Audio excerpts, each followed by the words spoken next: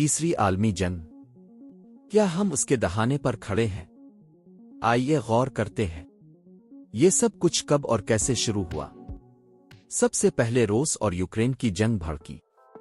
ایک طرف امریکہ اور پورا یورپ کھڑا ہو گیا یوکرین کے ساتھ، دوسری طرف روس نے اپنی جنگی طاقت کو برقرار رکھتے ہوئے مقابلہ جاری رکھا۔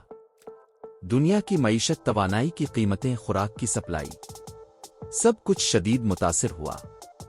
لیکن کہانی یہیں ختم نہیں ہوئی۔ چونکہ روس کو کئی اسلامی ممالک کی درپردہ حمایت حاصل تھی، اس لیے اگلا محاذ کھولا گیا۔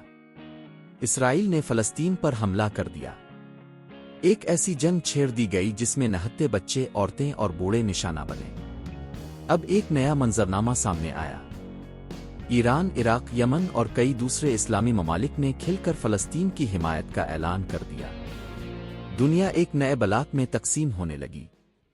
ایک طرف مغربی طاقتیں، دوسری طرف روس، چین اور کئی اسلامی ممالک۔ پاکستان کا کردار شروع میں بہت خاموش اور مبہم رہا۔ بظاہر تو پاکستان نے غیر جانبداری کا راستہ اختیار کیا تھا، لیکن پس پردہ روس اور فلسطین کے ساتھ ہمدردی کا اظہار صاف محسوس ہو رہا تھا۔ چین نے پاکستان کی حمایت شروع کر دی۔ چین اور پاکستان کا اتحاد مزید مضبوط ہو گیا۔ اب امریکہ براہ راست چین سے جنگ نہیں کر سکتا تھا، اسی لیے امریکہ نے چین کے خلاف معاشی جنگ چھیڑ دی۔ ٹیکس پابندیاں، تجارتی رکاوٹیں، ہر ممکن طریقے سے چین کو دباؤ میں لایا جا رہا تھا، اور اس معاشی جنگ کے اثرات ان تمام ممالک پر بھی پڑنے لگے جو روس اور فلسطین کی حمایت کر رہے تھے۔ مگر پاکستان اپنی دانشمندانہ سفارتکاری کی بدولت تاحال بڑے نقصان سے بچا ہوا تھا۔ اہم امریکہ کو شک تھا کہ پاکستان روس کے ساتھ خفیہ طور پر اتحاد کر رہا ہے، اور پھر بھارت نے اپنا روایتی ہتھ کنڈا استعمال کیا۔ مقبوضہ کشمیر میں فالس فلیگ حملہ کر دیا گیا۔ ایک ایسا حملہ جس کا مقصد دنیا کی نظروں میں پاکستان کو دہشت گرد ملک ثابت کرنا تھا۔ بھارت نے پاکستان پر الزامات کی بوچھاڑ کر دی، سرحدوں پر جھڑپیں شروع کر دیں، خطرناک دھمکیاں دی جانے لگیں۔ یوں پاکستان کو زبردستی جنگ میں گھسیٹنے کی کوشش کی گئی۔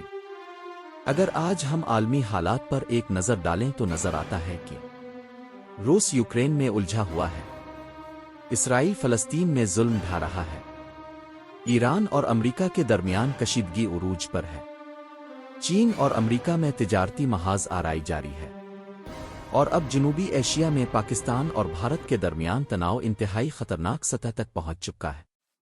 تقریباً ہر بڑا ملک کسی نہ کسی محاذ پر مصروف جنگ ہے۔ دنیا تیسری عالمی جنگ کے دہانے پر آ کھڑی ہوئی ہے۔ یہ جنگ شاید رسمی طور پر اعلان شدہ نہ ہو، لیکن اس کے اثرات، تباہ کاریاں اور تقسیم ہر طرف واضح ہے۔ یہ جنگ صرف بندوقوں اور میزائلوں کی نہیں، یہ جنگ معیشت، سفارتکاری، میڈیا اور ٹیکنالوجی کے محاذ پر بھی لڑی جا رہی ہے۔ اللہ تعالیٰ سے دعا ہے کہ وہ ہمیں، اب کو، پاکستان کو اور پوری امت مسلمہ کو اپنی حفظ و امان میں رکھے، ہمیں دشمنوں کے شر سے محفوظ رکھے، اور ہمیں امن و سلامتی کا علم بردار بنائے۔ آمین یا رب العالمین۔